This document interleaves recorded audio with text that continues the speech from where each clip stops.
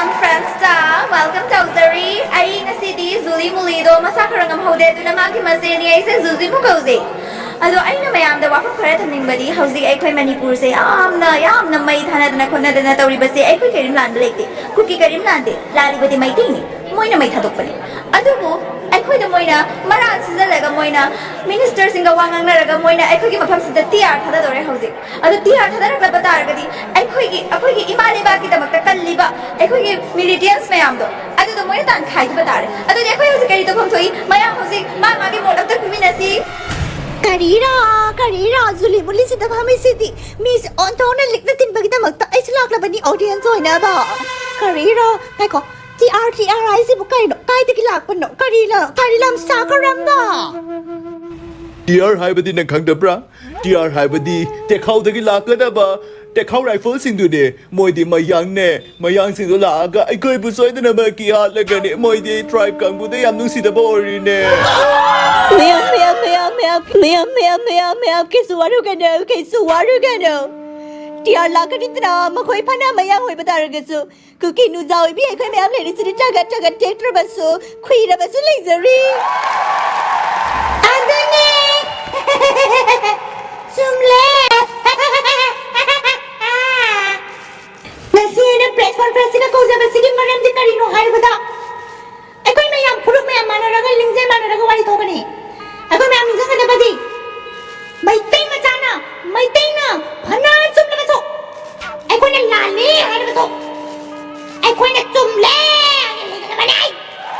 akoi chumle sida ne akoi na hai dori ba akoi na miya ma halam le akoi na mi gi baga ma kakna me hai baso kana da dai ni aram bai te hoi ga so guys chill go asidai mayam so wondering haidina kanglei pakta Amitabh Bachchan se kaura a politics and the Vedamata Amitabh Bachchan lam le adugedi manani thoni lalam le hai matunda Amitabh Bachchan na armed forces na ma thada bire e kanbina ba haidina ado gi ga dawre ngasai gi TR mayam do loibina malai habadi takhel takhana te khaugi rifle mayam do loina Manipur de yore e adugedi Manipur gi mate mayam sina kanbira ni khadami but na kari kan ba kari kan prank to malak pe ni moi ni Sabana ma sakri ba loi re niya Iche TR sing chang lak poi re ne TR sing na hat na ri ba loi re ne Kuki sibu kamal na kan ba hai ba se ai koi na ma pi ma pa na ma pi ma ma ma oi da ka kari kan tam tok te we definitely think this issue about matter aduni ai na haning bi basa adu magni aduna ibe manana tawgadabadi karino na sambhazaba dugana saphazaba dugana karida sizuna gani karini tanan leiti nangi aduna nana sizuna gadabasi karino haibada TR singda ngahonba nasam duga nasak duga makeup toro charaga TR ngaholaga di yamna phagani ado aina ngahonba TR da nanga di ngahonba yaroi ko nabai mungi khangna noi bema iche makoi du nang luhong ba ya ga dawri bro kharani leira ka chaki daw leira du bo kharani ta enjoyment tawraga loire da no iche pare ai tuti WhatsApp group da ai Kuki nupi masama yam da loi san dokra ko mayam buna ma dress na ne setara ko TR ko una ba chalu se dating chalu se hai wo ban sa ai so idna mayam da khangan khra ko moi sa ko na pha da ba ya de mai dei ma cha sing sa buna ma khalan da ba ya de moi na kulai su moi ne na pa ra bani na ai ko ing da ba ya de TR se ba do zara ko ai ko ing au do re me ma ko po ai ko ne ila cha ga do re bani do kya ga do re bani ai lai pot kat da do re bani ai ko na prasadi phang na ma भैया हम यहाँ का आदिवासी हैं हम आपके सेवा में हाजिर हैं ai noigi lon haite adubu ai nana ngangi ba singdo ai ona karim ka thaina bane na khalli aduna sumna sum Manipuri da ngangu Manipur da lagla badi mai te ron ngang ba ba se magi masagi lon ni ngang pam thoi ngangu my apology my bad ai ning ba ma delay bhaiya ai se ai yam na nu si TR bu ai gi taw ai ta na nu si ba ai nang ai hi yum nang si pu ga dai ne ai nga si di anang bu poppy se soi ta di ai gi soi gi restaurant ta poppy se marang kai na phang bani na poppy pizza gi taw bane ama di nga si gi na message da TR babu ai na se ba yam na ba zana taw ga ne yum da thong ho re mi thong ho re งาซาตบะมายังเลยไอ้เป็นนังเก่าปะไอ้ดิมายังลำตะกี้ลากปนี่งาพาบะโศกเตนังนักการิโนนังขัลลิบะเสไอ้ยาราเรนี่ขัลลิรอมีถงเลยกะไอ้บุมีซาไปใจปะให้มาตามว่านั่นดิยามในการตาพูดเนาะตามว่าไอ้นั่นดิขัลลิบะนั่นเนี่ยมีกระแสมีนุ่งสิเล็กแต่ปากกาปะดิดามีส่วนจะมักจารันมาเดินขันบ่อันโนตามว่าคุยดีก็มีแสมาส่วนจะทะเลจะมาทงส่วนจะทงเนี่ยอันตุกะอดมใจก็สุขไอเดียนุ่งงานที่กันเนี่ยมันยังขาดตรงนี้แล้วก็อดมใจเฮ้ยมายามนึงมีน่าหน่อยดิอะดูบุขนาดนู้นเนี่ยหน่วยนี่ถงเอาดิดูบุก็เริ่มเบอร์อะไรบักทีเราไม่ได้เมษานู้นเนี่ยอันนั้นที่aku yang ada merati ko lah sinanya kaya mapan pokra bani nanya aku tak tahu doanya to nge na hey ma ngai si bo we kita thong ma ngam laga di ai di kana oi ba ai su pu raga thong pi kya ai bra ai ki de no an mai to ri kada ya ru ni na khoi di ai khoi gi ne akai kuki mayam gi kuki nu pising gi amati kuku mayam gi na ma ta na di sida hita ko ri bane noi na ai khoi gi la me chen ki bata ra ga di ai khoi na yang wa za boy ni ai khoi gi militant sing amati ai khoi gi praja mayam sing sa no yaw tru ba hing bangam loi no gi sa ba pang sa ra ga noi na mo ka mo ai khoi gi sa ba ta ba da sorry tamo ai nam ra ko bada lak ki da mak thank you tamo ada sika cha ka lei bada thak piu tamo nanai nu bi na tu zaba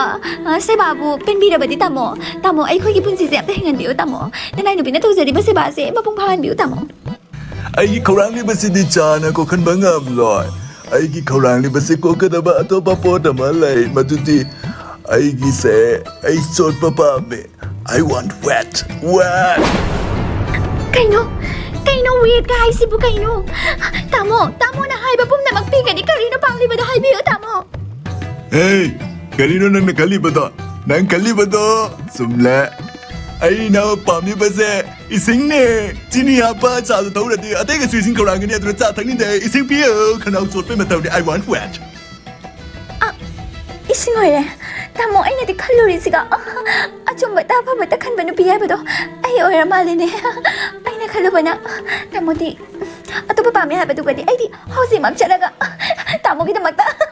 dukan da gi cold drink ra le ru sira khan ba ne atu bu ya ra ba paisa ting la roi pare ising pi ra ge meanwhile hi view sir my endro no dia hi view sir karigino adom nasi pau ba kaming no adom le di ba irang as obidara na pangbara adom mitang bara hi view माई और बहनों मयाम नदी ID ऐसे मितांग बनी नापंग बनी अमादी मणिपुरी की गनीमत आवाना विधि है तुना अब वो आई आवाना उठबनते वी आई संजय बसिना कौड़ी में आई इसे रिकॉर्डिंग करना चलती आई इसे प्रोग्राम कॉन्सर्ट के स्केड्यूल में यहाँ हमारे मैं यहाँ से खादो दाई से बस मामन दी कहीं ना अपनी नाम ना आई टैलेंट से फोन बोला बनी ना आई दी क्या चिल्ले दो एक कन्हाना एक खलन दे चाहे वो लिए मतलब दे खलन दे ऐसे सर्विस पे शतान भाई आगे नहीं आए तो ना आज वो अवधि कहीं ना उन्होंने शिरम दासी का फुलक पार दे लेंदी ना ऐसे मंदी फुल फिर दो नहीं है तो ना आए ना पुनः ज़बानी वया वालों पे गानों ऐसा अंदाज़ है वही मैं आपको तो ये इंबा oh my god so much ऐसे दाई भी दाई लोग जरा game I am song hi everything how are you to find out Fari, nana isay ta may bata ra gadi. Nasigi no mechida. Isay yaman sa agut takal mo. Pinopal Hyderabad Tamboy Pinaha Dan presyon doon naman late holiday Karobang nam drabala Wadi ilaw Mansiro lamang Medalene Ay ma itaw kali oi ne nang di nang di kali no khongkup tong am nang na nupi gi hil tong ga lak li basi maram kali oi de na te dai ta wi ai kuki nupi ama gi yum da chang oba adu da ona te na na ai upsal la la wa kai no kan de ai ai khange nang na ona te na lai basi atai su ona dam ga de yeng ko khonga puri ko ona ram da na Ai kangi loina nang ada piyong do bani ai base nang outfit loina change tawraga lakpo ri ne. Adi nang lujadoi ne kangi duna. Nang maraw na iba wayang ngang iko ado itang pi hayeng ayuk ni koi puna magse sakina ba haiduna order pira bla khang dia ne ado kamai to ba ying sitna ado kari to ba भैया Nang di kadi gi asita lakli ba. Jum chalu याद रहा. भैया तुम नहीं जाओ अपने घर भैया तुम जाओगे तो हमारा क्या होगा हम आपके सेवा में हाजिर हैं आपके सेवा में हम हाजिर हैं आप ना जाओ Ai sukhalambane sida leibadagi attachment amadi oire aduna ai nangonda nusire ne ai soidana maki ai chalaroige ai gi itu ichadi leuri but ai nangbu hena nusibo oire banina ai noigi jumda yaung induna leiragi yabra कनी भैया इस हमारे दादू दी हमारा इस अखोने सोंदा separate administration की नमत खोंगदन लाउदन तोमली म्यामसिदा मैं यांग मचाना को युमद लेके कायना अने हारिबसे खरनी लान जाओगी से हाबे वाने लान से हेल्प तो बियो लान से मी करा हापियो हाबे वाने लान नो दिने मन बियारे के नम्मा दी काय बखंत्रो हां यस हमारा अतो भैया हम आपकी सेवा में हाजिर हैं लान नो इद्रि बावा ए कोई सेवा दोम तो जकिनी गो अतो लान नो रेडी ने yung kau bigano natuna sa kau bigano natuna sa kau go pian patit tamo pa kita ka koi gani